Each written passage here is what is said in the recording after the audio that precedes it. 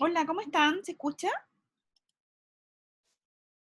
Hola, profe, ¿sí se escucha? Ya, es que estoy trabajando desde mi computador pequeño porque mi computador grande me dio problemas en la tarde, entonces por eso quería ver si me escuchaban.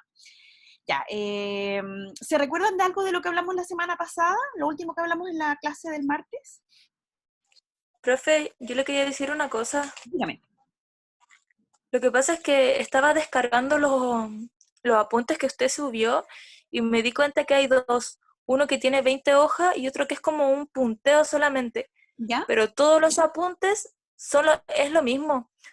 Todos tienen 20 hojas y todos dicen lo mismo. Me di el tiempo de revisarlos y creo que usted subió el mismo no sé cuántas veces.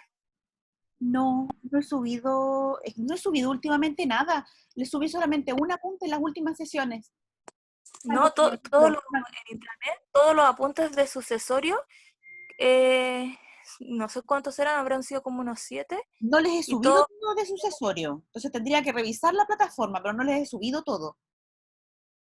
ya, profe. Entonces, y no se los voy a subir todo hasta que termine de pasar la materia. Yo mediante voy avanzando con la materia les voy subiendo los apuntes. Ah, ya, es que como era el mismo repetido tantas veces, por eso le decía. No sé qué será, tendría que revisarlo, no sé ni siquiera de cuál me está hablando en particular. Tendría que verlo para saber por qué se lo subí varias veces, no sé. Y no sé, capaz que intento, que hubo un momento en que traté de subir apuntes y la plataforma no me dejaba. Y capaz que me dejó y por eso apareció muchas veces repetido. Sí, incluso todos tienen como un distinto nombre, pero tienen que ver con sucesorio, Ya, pero todo es lo mismo. ya lo voy a mirar si es lo que fuera, pero en todo caso estamos con la materia al día. Ya, profe, gracias. Ya, continúo con lo que Profe, preguntaba al principio. Dígame. disculpe antes la interrupción, buenas tardes. ¿Cuándo va a subir la corrección de la prueba? ¿La subí ya? La semana pasada, al comienzo de la clase, lo dije, está dentro del formulario. El mismo Sí, es que el formulario donde tema, ustedes hicieron la prueba. sí, recuerde que yo no tengo ese formulario, tuve inconveniente con la plataforma, Ah, entonces no pero sé cuáles son las entonces ahí respuestas tiene que correctas. pedirle a sus compañeros. Usted puede entrar al formulario y puede ver la respuesta, porque las respuestas están dentro del formulario. A Si ver, usted voy a está intentar tratando de hacerlo. entrar, No, no sabía eso. claro, si usted entra Es al que formulario, como, le va a aparecer el desarrollo en las preguntas, es independiente que de que usted, usted haya podido o no dar la prueba. es que usted dijo la semana pasada que iba a sacarle foto de eso y le iba a enviar, entonces me quedé esperando eso en realidad. No me acuerdo cuándo dije eso, que yo le iba a sacar fotos, Eh, mandarle la el lunes respuesta. pasado lo dijo. Y le iba a mandar la respuesta a usted en particular. No, no, lo dijo por aquí. No recuerdo yo eso. Y no, yo Lo- prefiero que usted entre al formulario y lo revise. Ok, gracias, profe. Ya, entonces continúo con lo que estaba empezando de la materia. ¿Qué hablamos en la clase pasada? Hola, profe, ¿cómo está? Hola, bien, ¿y usted? Bien. Bueno, estábamos retomando los órdenes, o sea, vimos las órdenes de sucesión Ya, sí, pero después empezamos a hablar de en otra materia, el martes. el martes. Empezamos con los órdenes de sucesión el día lunes. El martes resolvimos otra cosa. Alguien que haya estado... Usted estaba el martes, ¿ah? ¿Se recuerdan que... Sí, sí, estaba el martes, sí, sí. ¿Qué hablamos? Porque tenía que ver con algo que hablamos el lunes. Hablamos del acuerdo de unión civil. Ya, sobre el acuerdo de unión civil. ¿Y qué hemos dicho hasta Ah, ahora el AUC, sí. sobre el acuerdo de unión civil? Bueno, vimos el paralelo entre el contrato de matrimonio y el AUC, la diferencia que había entre ambos contratos. ¿Ya? Vimos la ley en específico, en detalle lo vimos. Ya. ¿Y qué cosa dijimos en lo que hemos revisado hasta esta parte del acuerdo de unión civil? Que a diferencia del contrato de matrimonio, este es más vanguardista y va en avance con el desarrollo de la sociedad, con el desarrollo social de la sociedad. Es más moderno Es más moderno. y contempla a la conviviente en este caso como pariente del otro conviviente, sea del sexo que sea. Que los Así convivientes son... incluye, claro, a diferencia del matrimonio que excluye a la cónyuge o Ya, al cónyuge. alcohol, ya. ¿Y alguna otra cosa relevante que hayamos dicho? Por ejemplo, ¿qué régimen patrimonial aplica al acuerdo de unión civil? ¿Cuáles son los que pueden adoptar? La separación de bienes, profe. No, no, acá la gran diferencia patrimonial entre el matrimonio y el AUC es de que el AUC rige la separación de bienes y en matrimonio existe la opción de la sociedad conyugal. Muy bien. Bueno, la opción no, porque a veces lo imponen y no lo informan Eso quiero en el preguntar. momento del matrimonio. Que era lo que nosotros Eso. como conversábamos al final de la otra clase. Ya, pero Claro. yo puedo escoger la separación de bienes, y en su caso, ¿existe otro que yo pudiera escoger aparte del de separación de bienes? La participación de los gananciales. No, el de comunidad.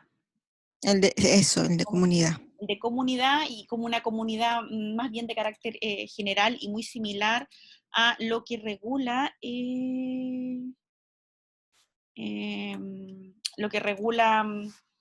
me llegó un mensaje y me volé, a lo que regula el Código Civil en términos de comunidad, con todas las críticas que nosotros hacíamos en su momento. Bueno, nosotros no tuvimos este civil en particular, pero las críticas que Bello tiene en general y reticencias que tiene con la comunidad, que es lo que conversábamos la clase pasada, que en general busca que se disuelva, ¿no? Y quedamos para esta clase, para hablar cuáles eran las consecuencias de este acuerdo de unión civil, y una de las grandes ganadas, ¿no? y una de las razones por las cuales se estableció este acuerdo, que era qué sucedía con los derechos hereditarios, y que fue la razón por la cual empezamos a ahondar en el tema del acuerdo de unión civil por algunas dudas que tuvimos en la clase del lunes cuando estábamos viendo los órdenes sucesorios. Dentro de esta idea de los derechos hereditarios, en cuanto a la calidad de heredero, legitimario o asignatario de la cuarta de mejoras del conviviente civil. Cada conviviente civil es heredero intestado y legitimario del otro, y esto en virtud de la modificación legal, y va a concurrir en la sucesión de la misma forma y va a gozar los mismos derechos que corresponden al cónyuge sobreviviente. El cónyuge civil, entonces, puede ser asignatario de la cuarta de mejoras. Y esto según lo que se encuentra regulado en el artículo 16 de la ley que regula el acuerdo de unión civil en Chile. ¿Se recuerdan lo que era la cuarta de mejoras?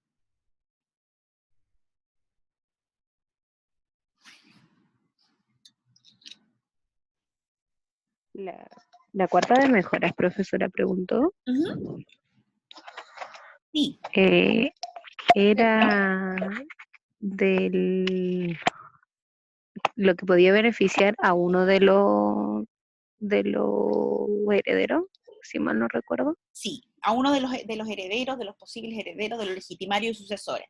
Es decir, cuando yo divido todo el patrimonio, lo divido en dos, una es la cuarta de mejoras y la otra es la cuarta de libre disposición. Hoy día, de todas maneras, traje unos monitos para que nos quede como más claro esta noción, pero era para ver si se recordaban que esta era la cuarta del patrimonio de la persona que fallece, que puede dejar a alguno de sus herederos.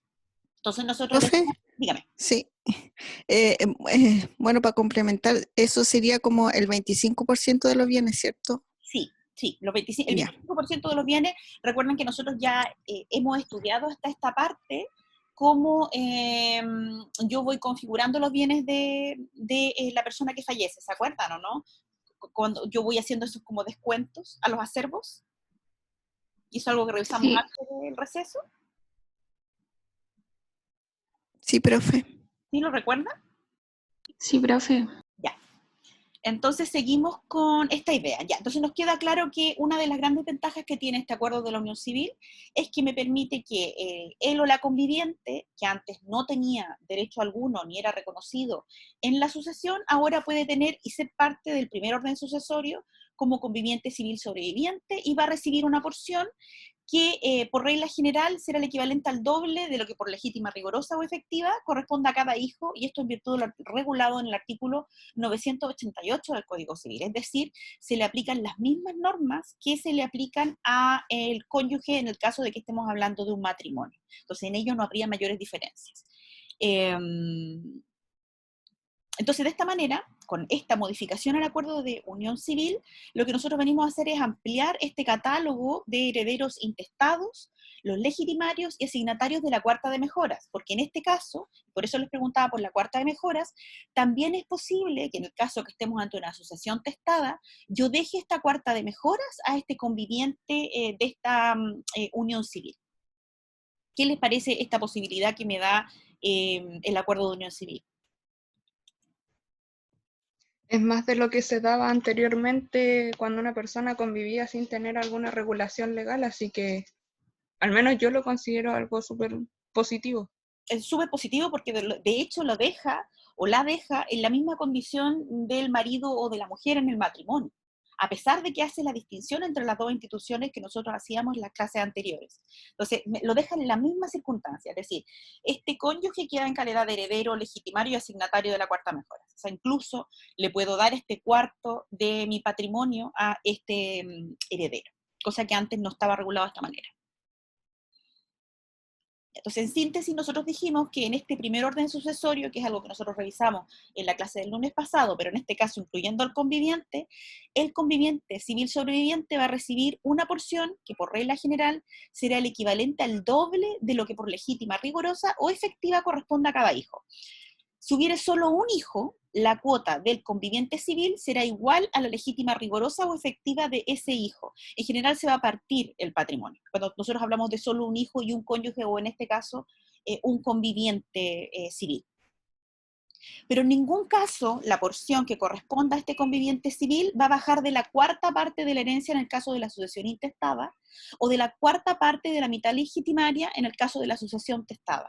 Y esto es todo conforme a lo que regula el artículo 988 del Código Civil. Y para hoy día al final les traje cómo se divide el patrimonio para que nos quede claro, por lo menos a través de un monito, toda esta reglamentación que hace el 988.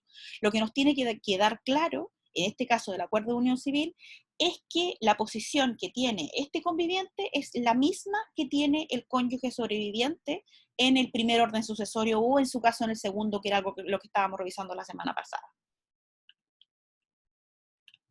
En el caso de este segundo orden sucesorio, si el difunto no ha dejado hijos, le sucederán al conviviente civil sobreviviente y sus ascendientes de grado más próximo, es decir, nuevamente este conviviente viene a ocupar la posición del cónyuge sobreviviente. Y en este caso, es decir, si nos encontramos en el segundo orden sucesorio, la herencia se va a dividir en 3 partes, 2 partes para el conviviente civil o para la conviviente civil y una para los ascendientes. A falta de esto, es decir, si no hay ascendientes, se va a llevar todos los bienes del conviviente civil. Y a falta de conviviente civil, nuevamente todos se lo van a llevar los ascendientes. Porque recuerden que el segundo orden se encuentra configurado por los ascendientes y por el cónyuge, o en este caso, el conviviente civil. Y esto según lo regulado en el artículo 989 del Código Civil. ¿Les cabe alguna duda dentro de lo que hemos visto hasta ahí? Profe, respecto a lo último que señaló, Bien. ese trámite es igual al que se realiza en el matrimonio, ¿cierto? Cuando se va a realizar la posesión efectiva, en este caso, arrojaría inmediatamente también a los ascendientes. Lo mismo. Por ejemplo, si no hay descendientes. Ah, ya, aparece automáticamente. Sí, igual uno los tiene que informar cuando uno hace el trámite, sea del registro, bueno, el registro civil tiene un registro en línea y me va a indicar todos los parientes, ¿no? Pero de todas maneras es deber, cuando uno llena el formulario, de ir anotando cuáles son todos los familiares que son parte de esta posesión efectiva. Ah, ya, profe. Les digo porque por el caso de que hubiera algún error, acuérdense que siempre puede ser rectificado esta posesión efectiva, que era lo que hemos comentado hasta esta parte cuando revisábamos la situación del cónyuge, la cónyuge sobreviviente. Ya. ¿Otra duda, alguna otra consulta que tengan sobre estos derechos hereditarios que tiene él o la conviviente civil?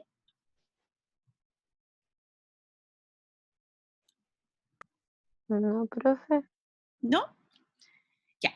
Otra regla especial que regula el acuerdo de unión civil o la ley es que el conviviente civil sobreviviente va a poder ser desheredado por cualquiera de las 3 primeras causas indicadas en el artículo 1208 del Código Civil, y esto está regulado en el artículo 17 de la ley. ¿Cuáles son estas causales para poder yo desheredar a este conviviente o a esta conviviente civil? Por haberse cometido injuria grave contra el testador en su persona, honor o bienes, o en la persona, honor o bienes de cualquiera de sus ascendientes o descendientes, por no haberle socorrido en el estado de demencia o destitución, pudiendo hacerlo, y por haberse valido de fuerza o dolo para impedirle testar. De esta manera, los cónyuges también pueden ser desheredados por estas 3 causales según el artículo 1208 del inciso final del Código Civil. Es decir, Estas tres causales de desheredamiento que se aplican a este conviviente civil también son aplicables al cónyuge. Es decir, nuevamente encontramos otro símil entre el acuerdo de unión civil con el matrimonio, ¿no? que en general se nos enseña que son instituciones distintas, están reguladas de forma distinta, pero tienen bastantes coincidencias.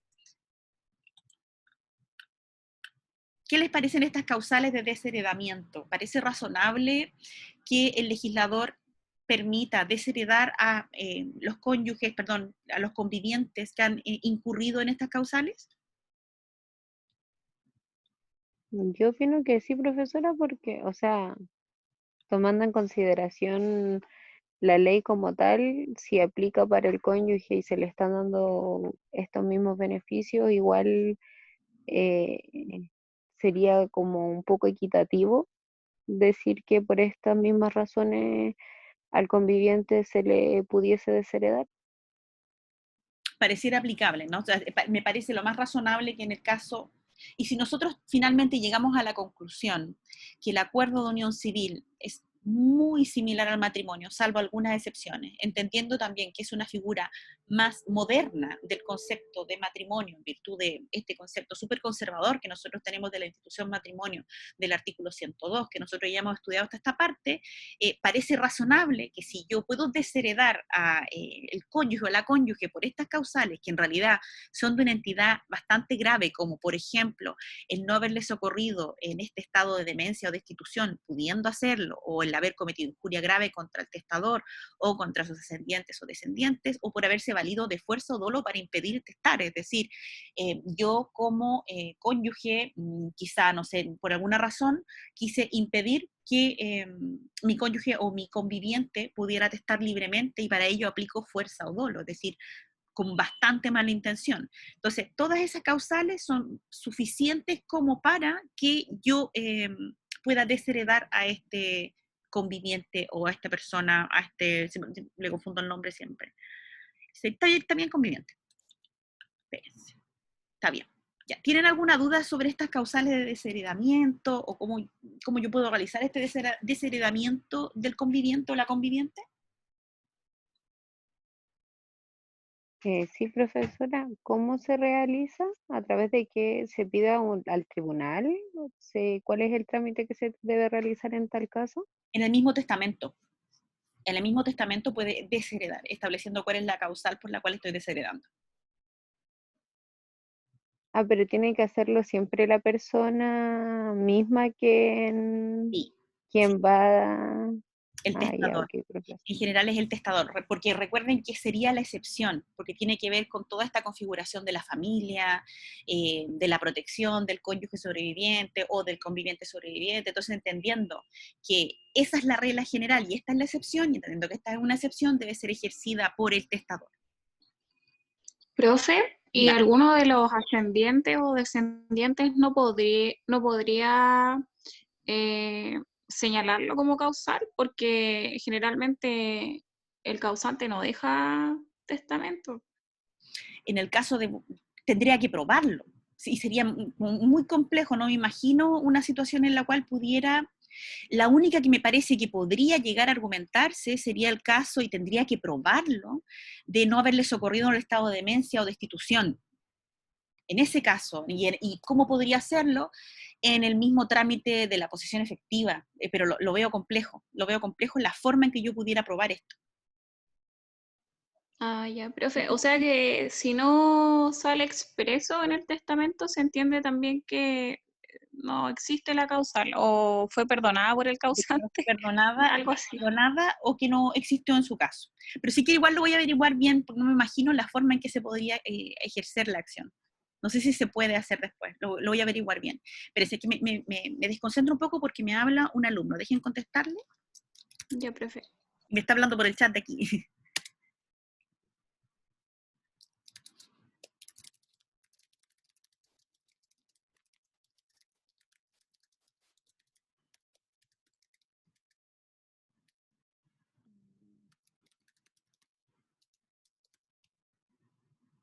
Chuta, no está en la sesión. ¿Ustedes conocen a Ignacio Fernández? Sí, profesora. Eh, pueden contactar y decirle que él me tiene que contactar vía mail. Sí, profesora, ningún problema. Yo le hablo por WhatsApp. Gracias, Kaira, porque, por ejemplo, ahora no me aparece en línea y me mandan un mensaje, entonces ahí me confundo mientras hago clase. Ya, Ya, profe, no se preocupe. y que voy a esperar ese mail para yo poder darle una respuesta, porque si no, ni siquiera tengo su mail como para contactarlo. Bien, muchas gracias, Kaira. Entonces, ahora sí vuelvo a lo que estaba hablando. Ya hablamos sobre estos derechos hereditarios, hablamos de la posibilidad de desheredar. Y otra... Profesora, Dígame. disculpe, también el efecto del desheredamiento podría entonces poner término unilateral el acuerdo de la unión civil al momento de desheredar. ¿Cómo?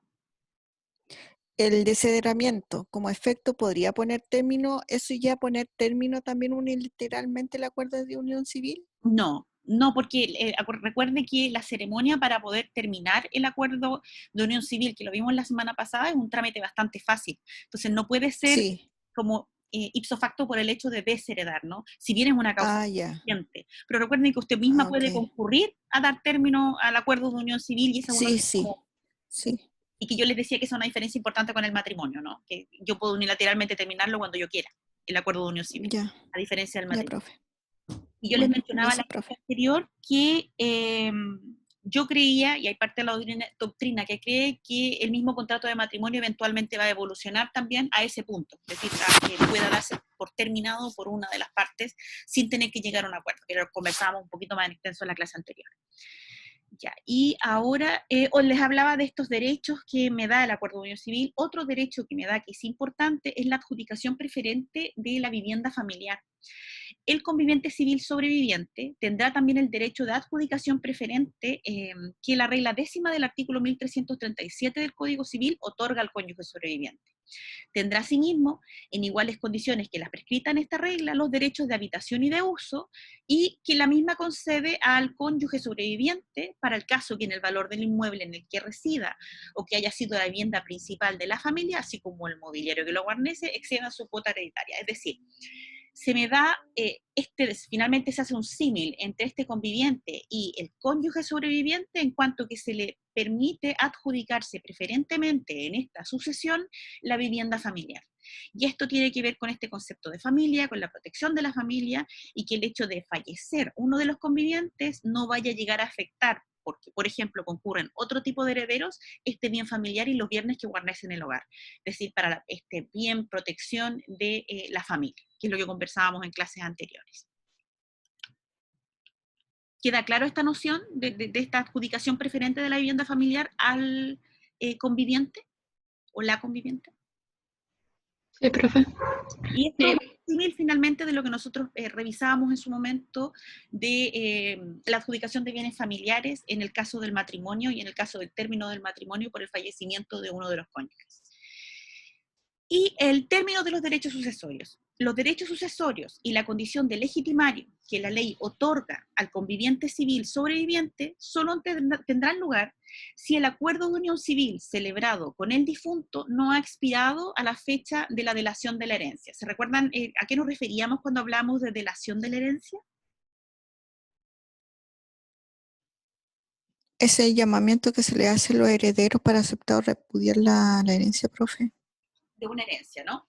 Ya. Sí, ¿Y la apertura de la sucesión? Se crea el momento de que fallece la persona. En el momento que fallece la persona. No recuerdo. Que se produce esta apertura de los derechos sucesorios. Bien.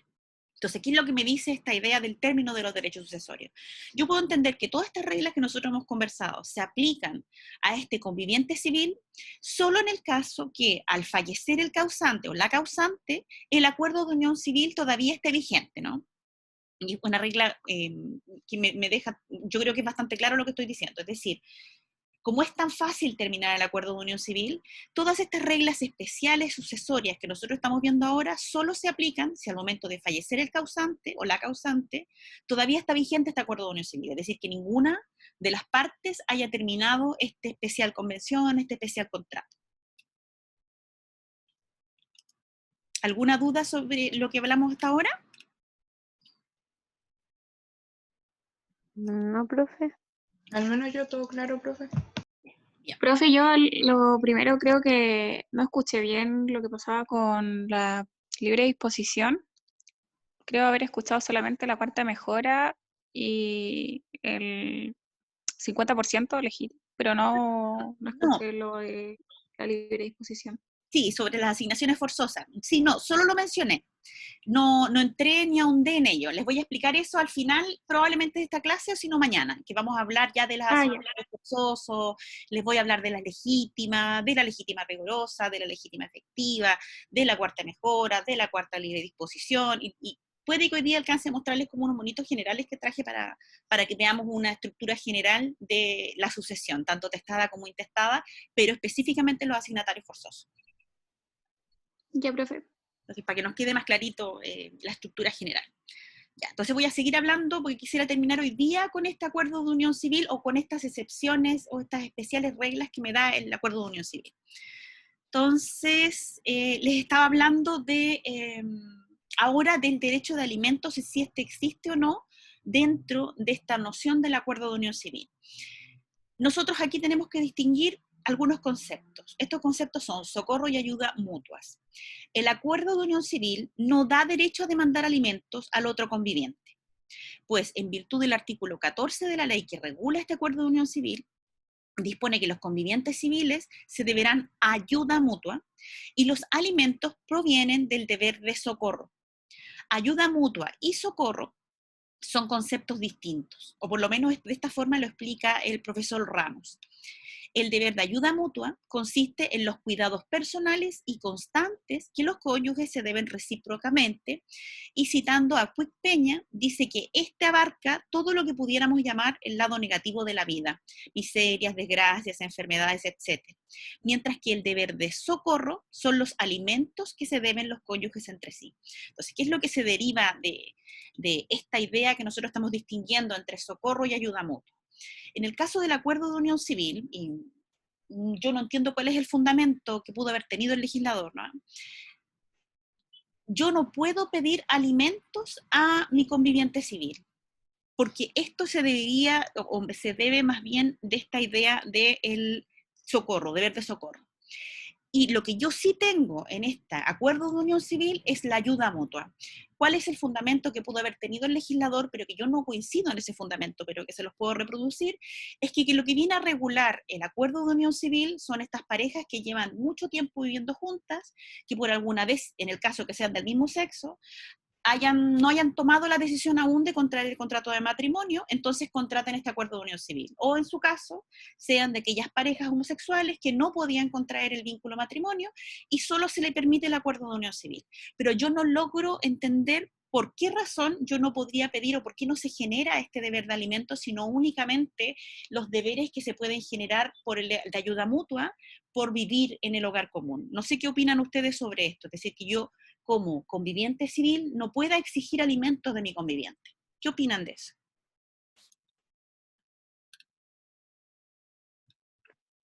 Igual es una falencia, profe, de lo que existen, creo yo, en esa parte, porque como usted bien lo plantea, si genera obligaciones, igual debería asumir este derecho, porque igual se entiende que existe el vínculo, está y como sea, eh,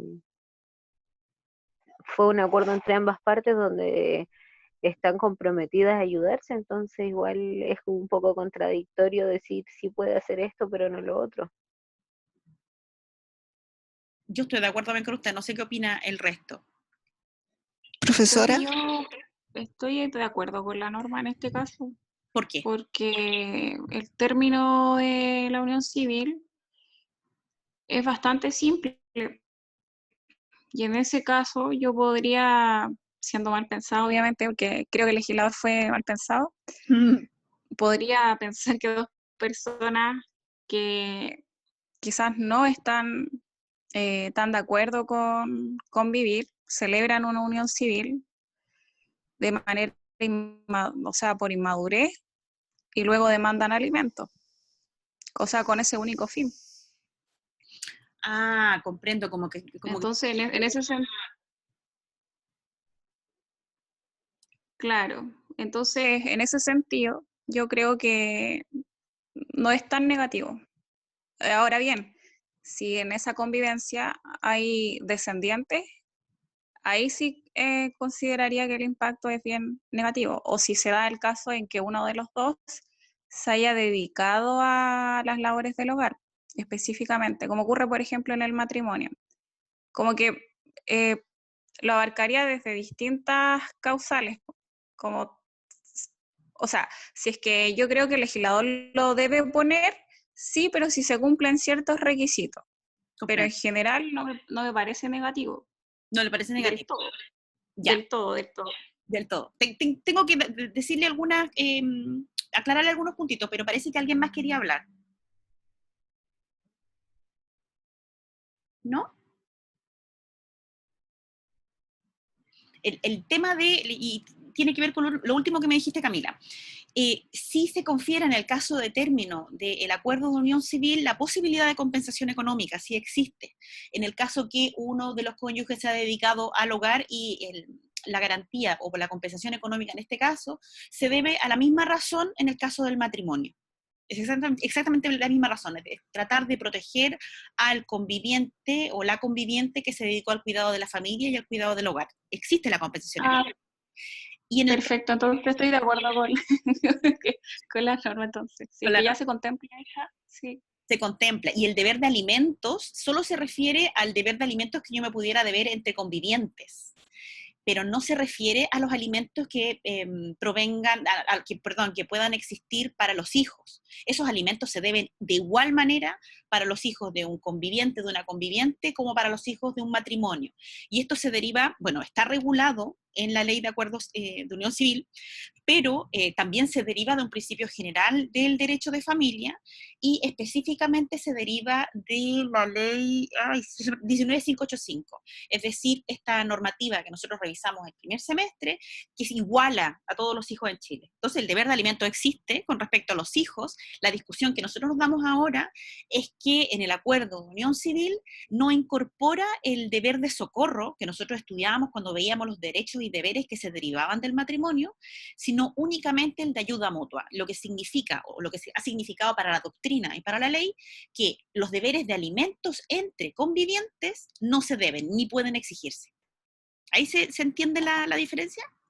Sí, sí. No, profe, si yo a la parte de los hijos me refería a que era una contribución respecto al que se queda a cargo del cuidado personal, por ejemplo. Vale.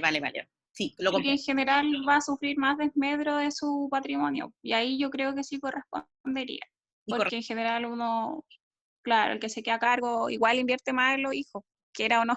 naturalmente, siempre la madre o el padre que se quede con los hijos va a gastar mucho más dinero en la mantención porque gasta el día a día, no gasta un estimado mensual. Claro, y por esa parte más bien, yo no al hecho del dinero que va dirigido específicamente a los descendientes, no, a ese no. Ya. Les comentaba todo esto porque toda esta discusión sobre el deber de socorro, sobre el deber de ayuda mutua, fue muy discutida por la doctrina, específicamente por el profesor Tapia, cuando se conoció el texto de este acuerdo de unión civil, porque encontraba este profesor en particular, en conjunto con otros, que es una discriminación arbitraria, porque considera que el acuerdo de unión civil, a pesar de ser un contrato distinto al contrato del matrimonio, reconoce o se funda por el mismo interés que es la protección de la familia. Y si nosotros entendemos o hablamos de este núcleo familiar, familia, la protección y los deberes de socorro mutuo también debieran estar incluidos en el acuerdo de unión civil, porque finalmente el profesor piensa en un aforismo jurídico, es decir, donde existe la misma razón debe existir la misma disposición. Entonces, si la misma razón es la protección de la familia, la protección de la convivencia, ¿por qué razón no incluye el deber de socorro? Pareciera, dice el profesor, que es algo antojadizo de la norma, con la intención de solamente distinguir este acuerdo de unión civil del matrimonio por el hecho de querer dar a entender que son instituciones distintas o que el vínculo y los deberes que concurren en el acuerdo de unión civil y del matrimonio son distintos. Esa es la discusión, y para él eso no tiene un sustento jurídico, sino que tiene un sustento más bien de carácter conservador, ¿no? que tiene todo nuestro derecho de familia en general. Ya, y con eso nosotros terminamos todo lo que necesitábamos saber de acuerdo de unión civil, porque ya estudiamos la definición en general, de qué se trataba la normativa, vimos los regímenes que podían aplicarse, cómo se puede hacer, etc. Ya tenemos por lo menos una noción general de acuerdo de unión civil.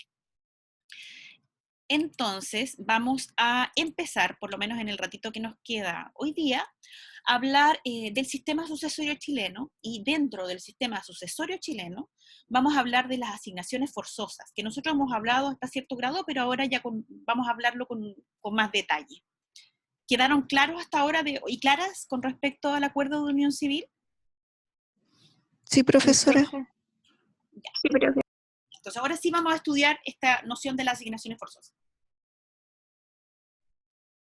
En Chile, el sistema sucesorio se estructuró sobre la base de la legislación española antigua. Sin embargo, la idea del legislador no fue siempre seguir este modelo, y es por ello que es conveniente analizar y exponer en general cómo se estructura nuestro derecho sucesorio de asignaciones forzosas en Chile. En Chile, en principio, se acepta un sistema de freno o de libertad restrictiva de testar, donde se compone por la legítima y la mejora. En todo caso, a diferencia del sistema español, la mejora constituye una asignación forzosa, distinta e independiente de la legítima. En todo caso, nosotros podemos argumentar que nuestra legislación parte de un principio de libertad de testar, tomando en consideración diversas disposiciones del Código Civil, partiendo por el artículo 999, que es el artículo que nos define el testamento, en virtud del cual me dice que el testador puede disponer de todo o parte de sus bienes. En consecuencia, en principio, el causante tiene plena libertad para disponer de sus bienes por causa de muerte. Pero aquí yo les pregunto, en Chile, hasta ahora, nosotros hemos dicho, ¿el testador tiene plena libertad para disponer de sus bienes, independiente de lo que haya dicho el artículo 999 del Código Civil? No. ¿Por qué no? ¿Qué es lo que hemos dicho hasta esta parte?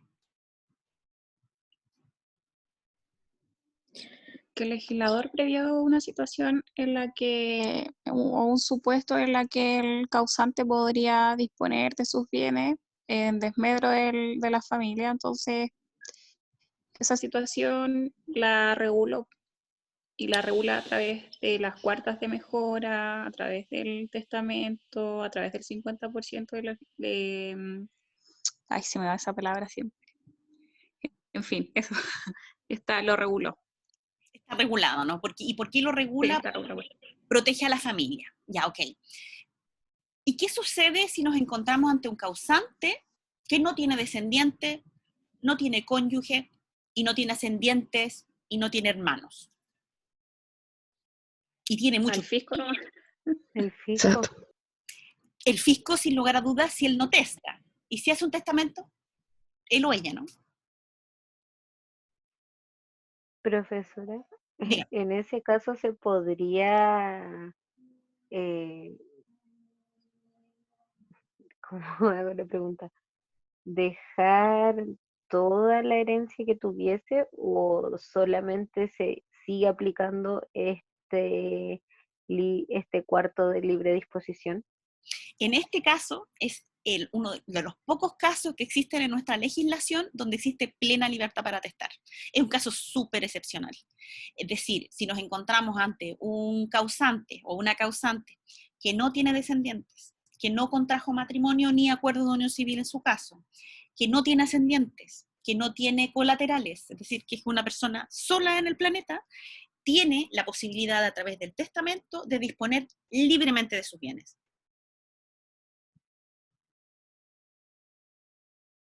¿Queda claro? Gracias, profe.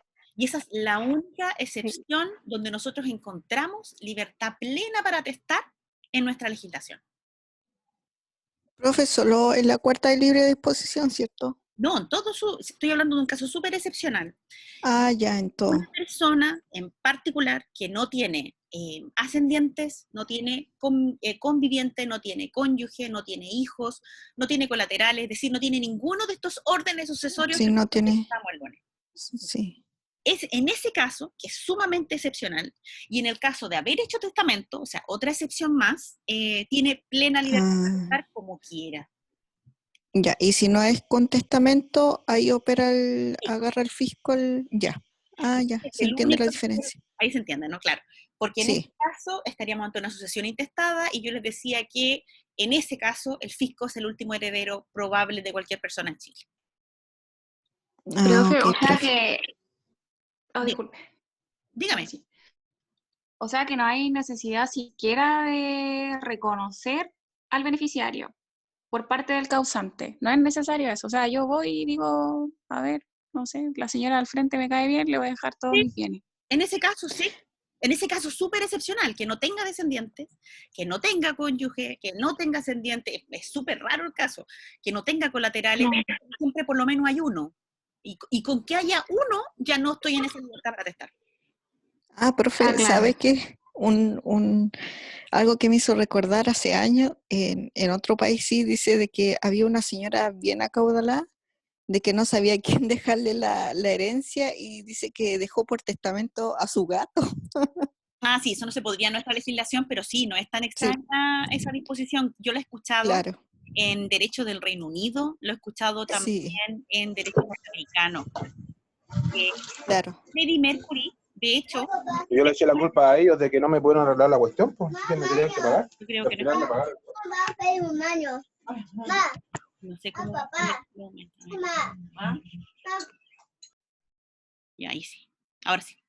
En el caso, les comentaba sobre el caso que me hablaba Alejandra, Freddie Mercury, por ejemplo, creo que dentro de su testamento dejó parte, una porción para la mantención de sus gatos, porque tenía muchos gatos, para que vean que no es tan Ah, sí, que eso pueda sí. ocurrir.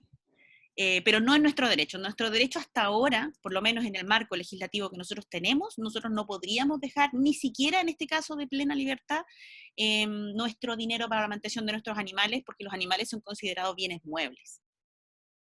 No son considerados por sí mismos como una entidad viva. Y eso es algo súper discutido y se piensa que dentro de la discusión de una nueva constitución para Chile podría discutirse qué pasa con el derecho de los animales en Chile. Ya, entonces, para recopilar, volviendo sobre lo que estábamos hablando. Entonces, cuando nosotros nos encontramos ante un caso donde pueda disponer y tenga libertad para disponer de la totalidad de sus bienes, entonces este causante. Cuando no hayan asignatarios forzosos. En efecto, si el causante no tiene asignatarios de alimentos, que son los asignatarios forzosos, de legítimas ni de mejoras, podrá disponer de la totalidad de su patrimonio en forma libre y soberana, es decir, ni siquiera va a tener que respetar la legítima rigorosa, o que la cuarta de mejora, la cuarta de libre disposición. Ahí entenderíamos que todo el patrimonio del causante es de libre disposición. La concurrencia entonces de los asignatarios de la asociación intestada desde el tercer grado hacia adelante no implica una obligación de disponer de todo o parte de sus bienes a favor de ellos. Es decir, si yo no tengo de estos asignatarios forzosos, los alimentos que yo debo por ley a ciertas personas, las legítimas y las cuartas de mejoras, entonces yo puedo disponer de mis bienes de forma libre y sin tener que respetar ningún orden.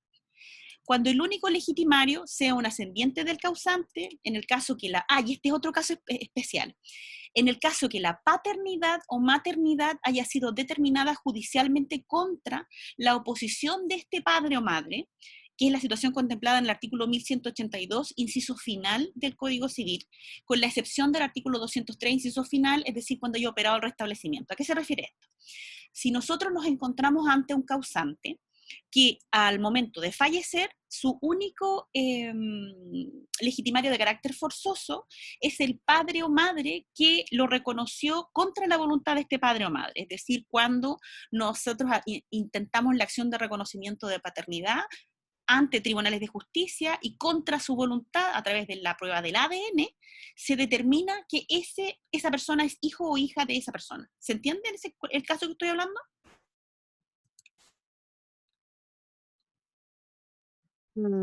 Yo, profe, al menos quedé un poco enredada. Ya.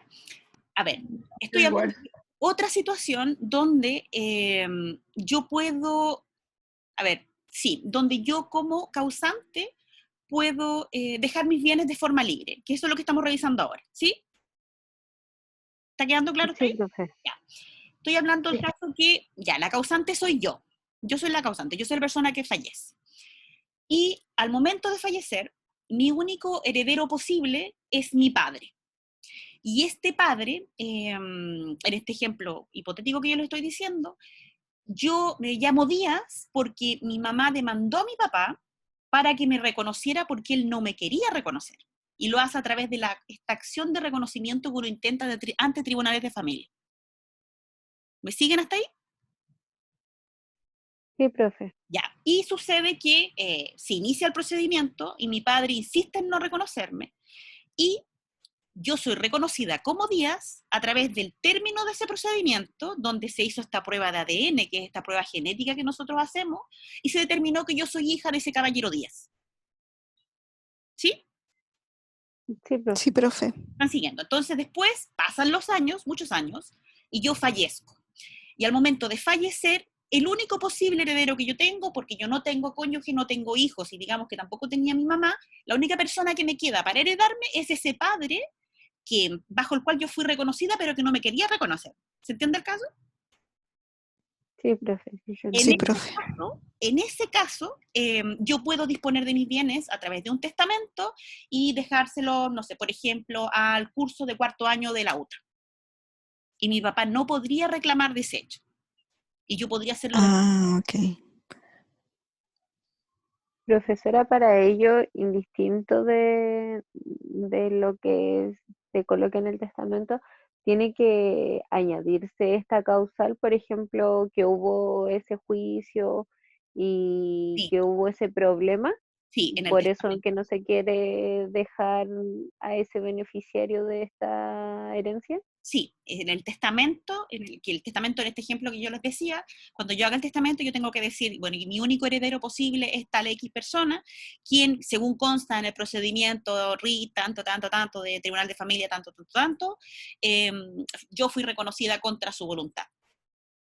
Por tanto, opera la causal en la cual me permite que yo no tengo finalmente este heredero y puedo disponer libremente de mis bienes. Y empiezo a disponer de mis bienes. Ah, ya, profesora. Y que es un caso no tan atípico. Ahora, todo esto es posible, es decir, yo puedo disponer de mis bienes libremente, en este ejemplo, solo en el caso que no haya operado el restablecimiento.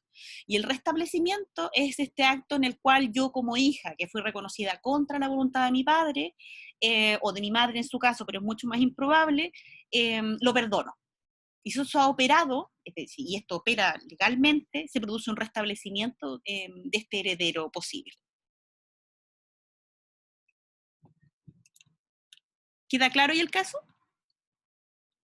Sí, profe. Ya, Ahora sí. Sí, profe, ahora sí. ya, qué bueno, claro, porque era más enredadito el caso de explicar que el otro.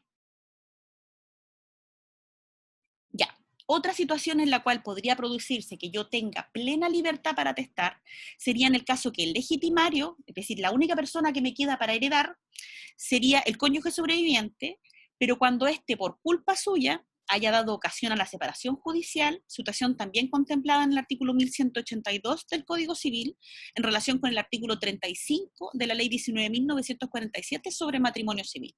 Es decir, en el caso que este cónyuge sobreviviente, que es mi único heredero posible, dio la causa suficiente para la separación judicial. Es un caso súper excepcional porque actualmente es muy poca la gente que se separa judicialmente, pero sería el caso que también me permitiría yo poder testar libremente, a pesar de todavía estar casado, pero separado de este cónyuge sobreviviente. ¿Se entiende ese caso?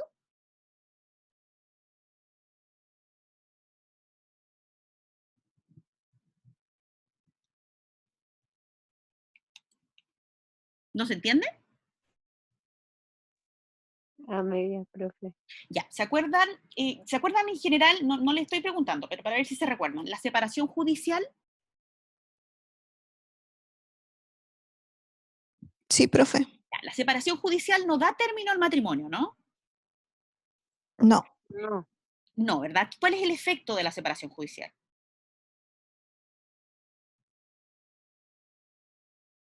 Que se entiende que no están siendo convivientes y los Pone como fin a la convivencia. Pone fin a la claro, convivencia, ¿no? eso. Es decir, ya no conviven en el mismo hogar. Ese es el caso de la separación judicial. Ya, este es el caso, otra posibilidad en el cual yo puedo testar libremente. En el caso que, nuevamente voy a poner el ejemplo, yo fallezco, y yo tengo un cónyuge sobreviviente, pero de ese cónyuge sobreviviente yo me encuentro actualmente separada judicialmente. Y me encuentro actualmente separada judicialmente porque él incumplió uno de los deberes del matrimonio de carácter importante. Lo que determinó que nosotros decidiéramos no terminar el matrimonio, porque somos súper conservadores, pero hacer una separación judicial. Entonces, yo soy la causante, yo fallezco, en ese momento, y antes de eso, por supuesto, cuando yo hago el testamento, yo puedo excluirlo él, porque él es mi único posible heredero. Y en ese caso también tengo plena libertad para yo disponer de mis bienes como yo quiera, independiente que todavía tengo un cónyuge sobreviviente. ¿Se entiende el ejemplo ahí? Sí, profe. Ah, sí, Y ahora sí. sí, sí, Bien, profe. Sí, profe. y se entiende este ejemplo porque, bueno, finalmente este puede ser mi heredero por ley, pero ha incumplido deberes fundamentales que han hecho o han tornado la vida en común imposible de continuar al punto de que tuvimos que separarnos judicialmente. Por eso es que la ley me permite a mí, como causante, si ese es mi único heredero, el yo poder disponer a través de un testamento y disponer de todos mis bienes como yo quiera de forma libre.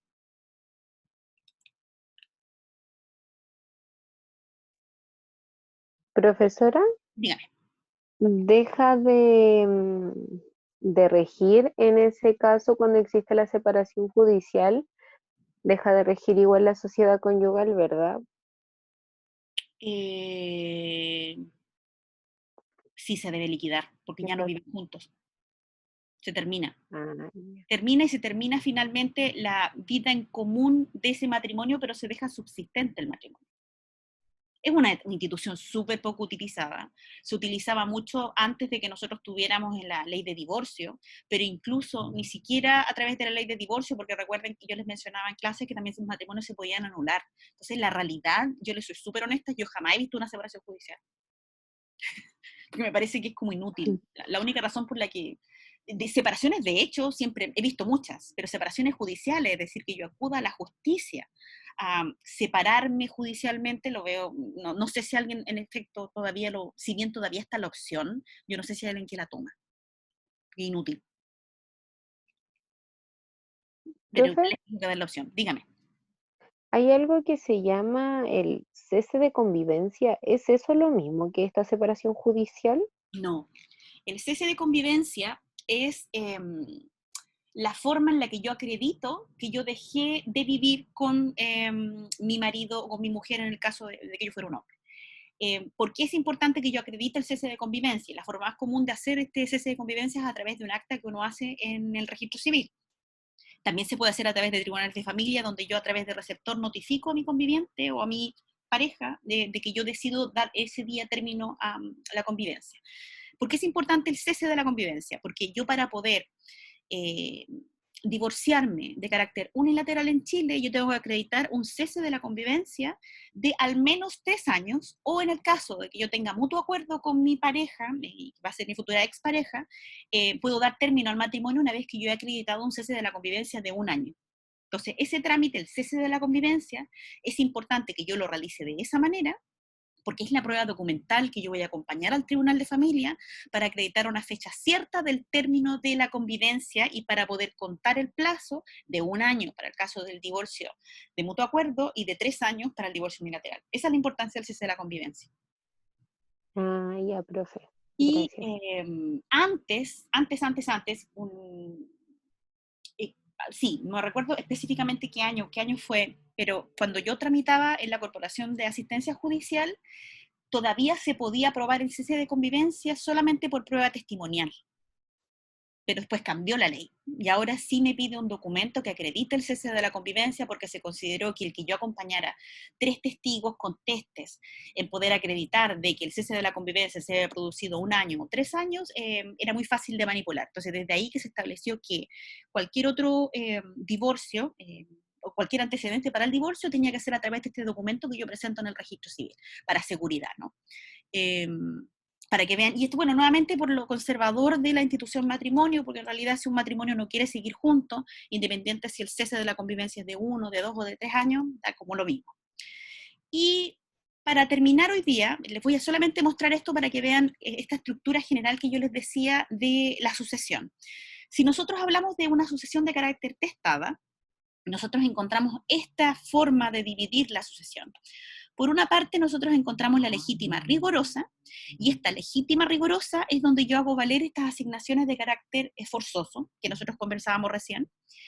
Además, en la otra mitad, yo encuentro la cuarta de mejoras, que nosotros lo hemos conversado hasta esta parte, y que yo puedo destinar esta cuarta de mejoras a alguno de los herederos de esta legítima, y la cuarta de libre disposición, que también es un 25% de todo lo que deja este causante o esta causante, que yo puedo dejar a cualquier persona, que yo les decía que en esto yo siempre tengo plena libertad para testar. Todo lo demás está determinado por la ley, por lo menos estos 3/4.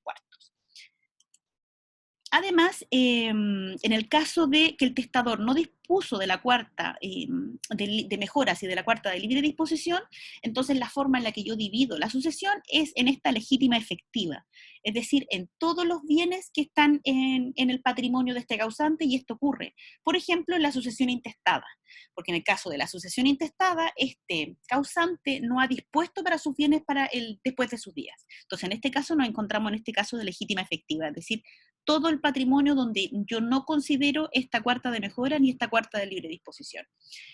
Y por último, lo último que les quiero mostrar hoy día es que en principio, porque existen excepciones, cuando nosotros hablamos de la división del patrimonio en una sucesión intestada, el cónyuge o la cónyuge va a tener, en general, una cuota que va a ser por lo menos el doble de cada uno de los hijos.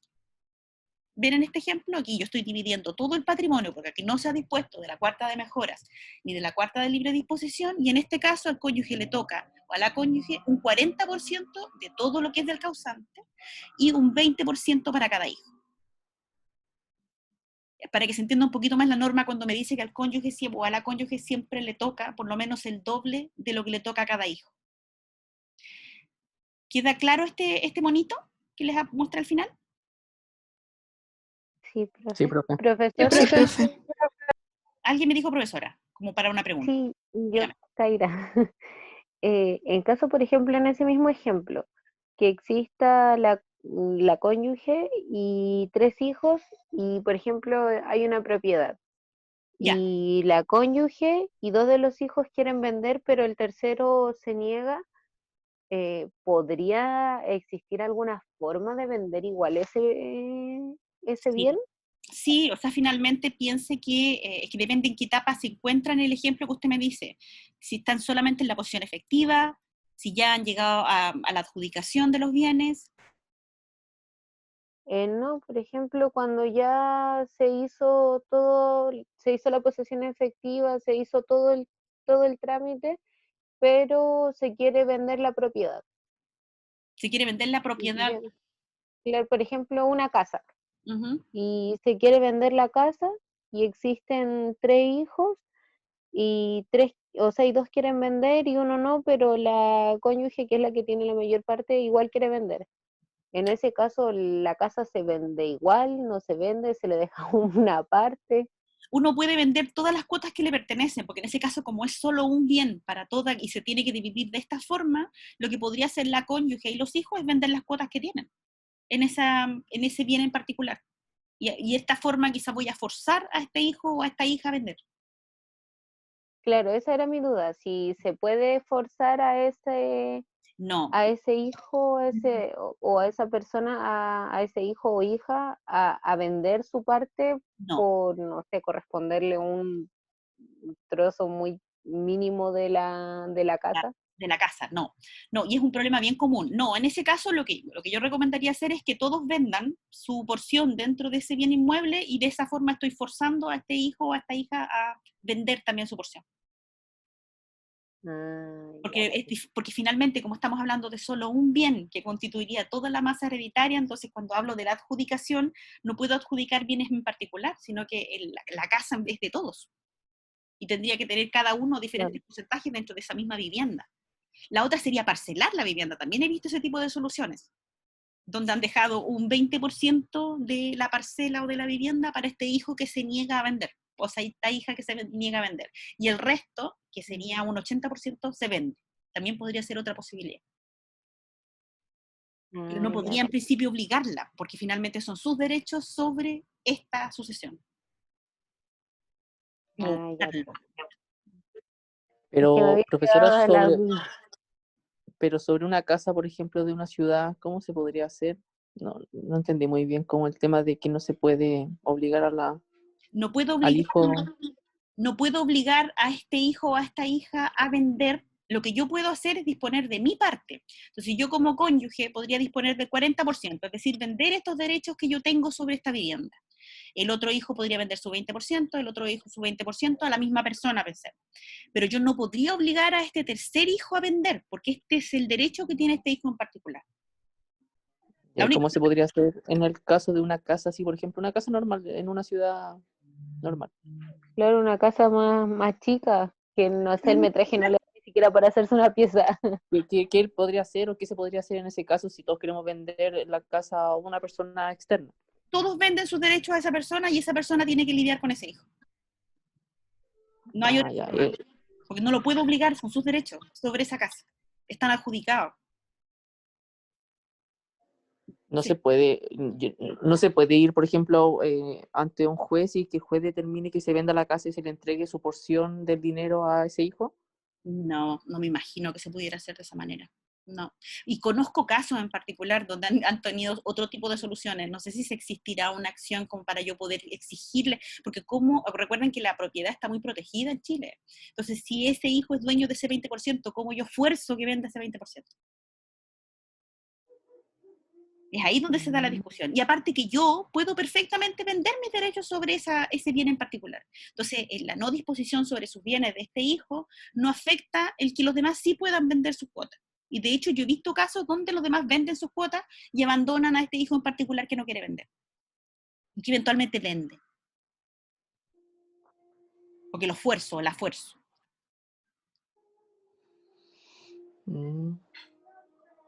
Ya. Con esto terminamos Ya, de ver profe, la materia hoy gracias. día y mañana continuamos con la clase y vamos a seguir estudiando asignaciones forzosas. Profe, Dígame. yo hoy día iba a hacer la prueba. Me tiene que mandar un mail, que fue lo que le conversé a la delegada en su momento. Si quiere, me espera mientras los demás se desconectan. Chicos, nos vemos mañana. Ningún problema. Ya, profe. Nos vemos Chao, mañana. Profe, profe, que disculpe, esté bien. Chao. Chao, Profe, que lo profe. vaya bien. Dígame. Antes que se desconecte, lo que pasa es que queríamos ver la posibilidad como curso de si es que se pueden, en vez de hacer las 2 evaluaciones que quedan, si se podría hacer una, terminando con 3 notas y que esas 3 notas se promedien y se saque la cuarta. No puedo porque dentro de los lineamientos generales yo tengo que tomar 2 evaluaciones mínimas en el semestre. Es que lo que pasa es que por el tema que pasó en el paro y todo eso, se nos permitió hacer esto. De hecho, el mismo profesor Hugo, actual, que está como actual subrogante, lo está haciendo en algunas de sus cátedras y se da la posibilidad, ya que igual al promediar estas 3 notas, dar las 4 notas que se deben tener anuales. No sé si puedo tomar esa, o sea, yo entiendo que usted me dice que se puede, pero prefiero preguntarle al director de carrera, porque a mí me llegó la información que tenía que tomar por lo menos 2 evaluaciones, porque en general eran 3 o 4, entonces que lo mínimo que tenía que tomar eran 2. Ya, profe, entonces ahí usted consulta y nos avisa qué le dijeron. Sí, lo converso ahí probablemente con Don Hugo.